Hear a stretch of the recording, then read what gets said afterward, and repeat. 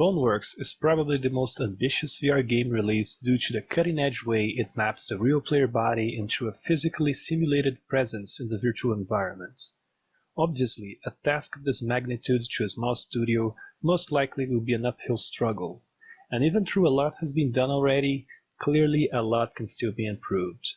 I made this presentation to describe the shortcomings and solutions for the hexabody area of the Boneworks core that I gave the nickname of Lag AI. I will quickly introduce the concept of Lag AI and segment this presentation into three main scenarios in a model of constructive criticism that can be translated into useful code or perhaps just inspire other similar solutions.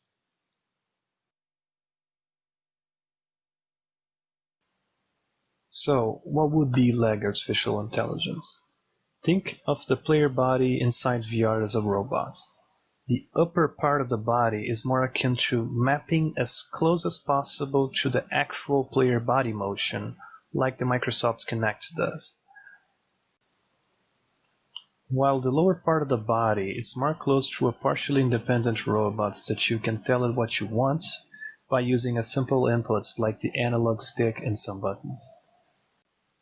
This is far from being literal detailed instructions on how to walk forward, and more like, I expect you to do what my real legs would do in the same scenario.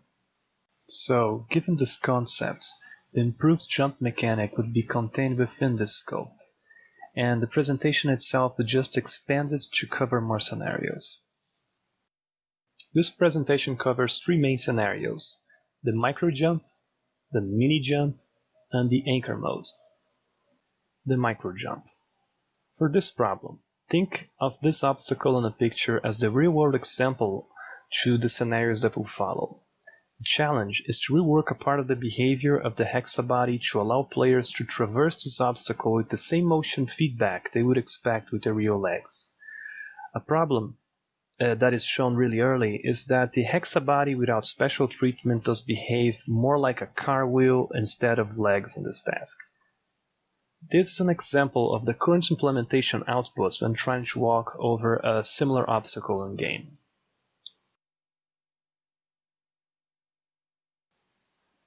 This is an MS Paint poorly drawn animation that shows in a 2D plane what is happening. Keep in mind this animation is not fully accurate since the hexabody has something you could compare to a suspension spring that is in orange in this picture. In this even crappier animation, I am showing what the player expected that would happen. The basic conclusion is that we could just step over the obstacle, having no need for a jumping motion whatsoever. To be deterministic, as jump, I am referring to a motion that will cause you to remove both of your feet from the ground at the same time, even if just for a tiny moment. As you can see, this obstacle does not require this. So yeah, micro jump is kind of a misnomer, only justified partially by the solution shown. But before proceeding, I want to add a side note that can help some viewers to understand why things are being done via hexabody, even if it does add a lot of problems along its way. Over almost any regular computer technology, there are shortcuts being taken for the sake of performance. If you want to play 3D games, they are being drawn via rasterization instead of ray tracing. Rasterization is initially a very inaccurate representation of the real world due to the lack of shadows and indirect lights, but those are fixed by other hacks like project shadow maps and pre-baked global illumination data. And even if you could just ray trace everything at like 5% of the performance, people still would prefer 20 times more things on screen the hacky way. Therefore, the hexabody is a good idea, assuming that you want a game with a good amount of bipedal humanoids with reasonably low requirements to run it. My point is that the current janky aspects of the hexabody model are there because many of the additional hacks required to fix those weren't made yet. So the whole point of this presentation is to try to inspire some of those. And as a side note, when I said think of your body in VR as a robot, the legs would be less like the real legs and more like wheels that we're using to spare the CPU of simulating real legs.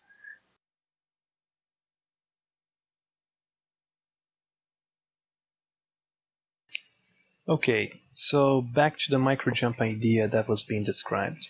The main points being treated here are to avoid disturbing the line of sight, or would benefit the game by reducing motion sickness caused by unexpected motion. To avoid losing forward momentum caused by hitting the curb with the hexabody sphere, improving the fluidity of the gameplay.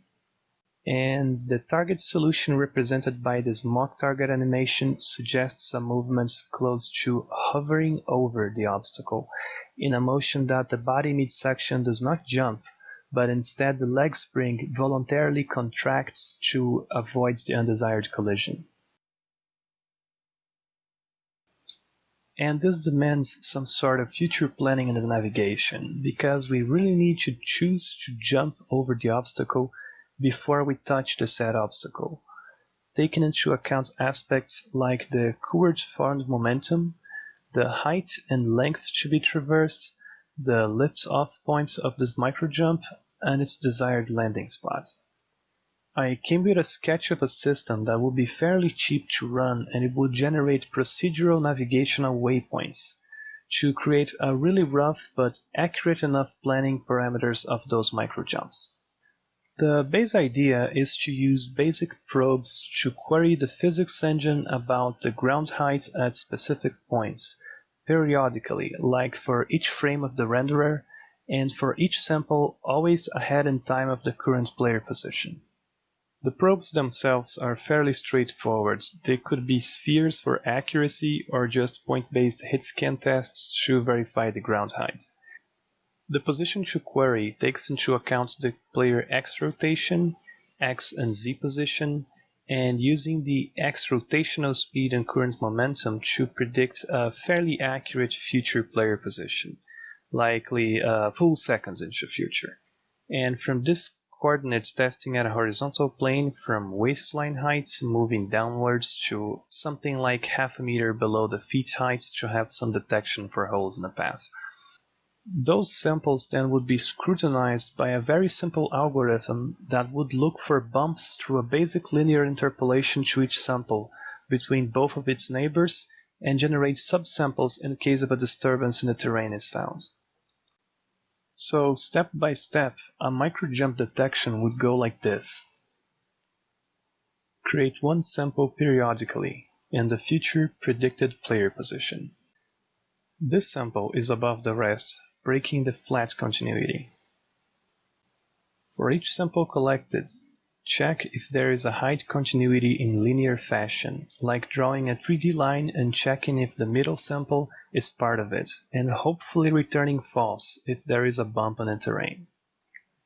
Generate subsamples neighboring the sample that lacks linear continuity with its neighbors, and check as needed the same test with the new subsamples until we get the approximate shape of the obstacle. After many iterations, we would get an output like this. Note that looking through the whole list, we have a point where the flat plane continues, with only a short obstacle in the way suggesting a microjump to be scheduled. The procedure would then use the parameters lift-off waypoint, landing waypoint, and jump height needed to schedule this microjump task to the hexabody leg AI when and if the lift-off point is reached the way it was predicted. In an important note, this is not intended to automate all obstacles just by holding forward. The maximum obstacle size probably wouldn't be bigger than half knee height, and all others still would require the jump key by design. And of course, this would introduce some extra CPU load to the game. But I have a variation of the idea on how to collect the ground level samples by creating a fully GPU-based sampling of the terrain ahead, by rendering the floor top to bottom under an orthogonal projection matrix to generate what pretty much would be a Z-buffer-based height map image, probably faster than querying the physics engines hundreds of times. Even the processing could be done with compute shaders, but the implementation complexity and debugging would be way harder. I can elaborate on this idea more if any of the developers are willing to hear my annoying accent for a while. And I'm also aware there's a ton of edge cases and missing technical aspects to the model just described so far, but it could take An hour to fully describe the idea, and this presentation is already too long for its own good. The mini jump. It is a subsection of the previous idea, but now avoiding to step into a hole while running.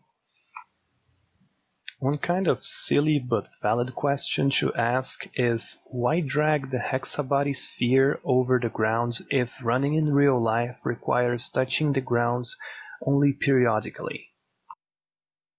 And remember when I told in a video that a jump would be necessarily removing both feet from the ground at the same time? So my proposal is that a physics-based running simulation should require the ground plane only periodically, as in ignoring some bumps and fairly long holes in the path. But of course without introducing any camera oscillations, just the legs doing all the suspension work like in a race car. And the code would be something like this. Using ground samples with the idea that if the player's speed is above a certain threshold, we conserve its forward momentum and make the hexabody float, with its sphere and spring contracted, holding this state as long as the player input stays the same, speed is consistent, and the surface suggests we could still keep running. The surface would be analyzed to see if at least periodically we have something we can use for the running mini jumps. So yeah, I hope this is enough information because I'm not willing to draw an animation this time. The anchor mode. This is almost fully focused on reducing nausea caused by involuntary motion present in game, and covers some push-pull scenarios that are somewhat unrealistic right now. In a simple question of what would happen if you try to push forward something that you lack the power to actually do it, it does sound physically correct that you would actually get pushed back, but in a non-simplified scenario considering the human bipedal behavior, what would actually happen is something more like this. My proposal is that if you push something that won't budge in game considering its mass and friction values, and your feet is standing on a solid surface, then you shouldn't be pushed back at all due to what a human would do with their legs during the intentional push or pull action. The fix itself could be something as simple as this. The conditions are: legs need to be standing on an immovable or heavy enough object. No walk-in input from the player, only triggered when standing still. And the arms are exerting pressure on something that has a lot of mass and won't budge. And the effects. Change the feet sphere friction to infinite and lock its rotations to avoid rolling. In layman's terms, that would be a handbrake toggle for the hexabody legs. On the subject of the anchor mode, or the hexabody handbrake if you prefer, I came with some observations that are shaping the idea itself. The first is that the anchor mode could be free to activate when you're stepping on a movable object. Wouldn't it bring some benefits to actually stay in place while you're pushing you and the object as one? And the second one does tie a bit into the anchor mode, but could be global to the game. The idea is based on a post that I read in the Boneworks subreddit, but I couldn't find back the post and I'm really sorry for not giving the credits to the proper OP. The idea is that the game could use on some places what I nicknamed the chicken head stabilization. The idea is fairly simple. It proposes detaching the game camera from your in-game head if still in range from your neck when you're not giving the game any adequate input to do that motion. That could reduce the camera shaking by a lot, because high-frequency short motion movements happens with the camera sometimes, mostly due to some link-spring conflicts. This is the end of the presentation. I would like to clarify that all ideas in here are free to grab, if by any chance they inspire or guide you into whatever you have in mind. And I also would like to be transparent that my main motivation to build this was to describe in high detail some of the complaints I had with the game. As a whole, the package is awesome, but it sure does have some low spikes in the quality of the gameplay experience. And as a software developer myself, I wish good luck to Stress Level Zero and to improving Boneworks with updates and their future releases. Thank you for watching.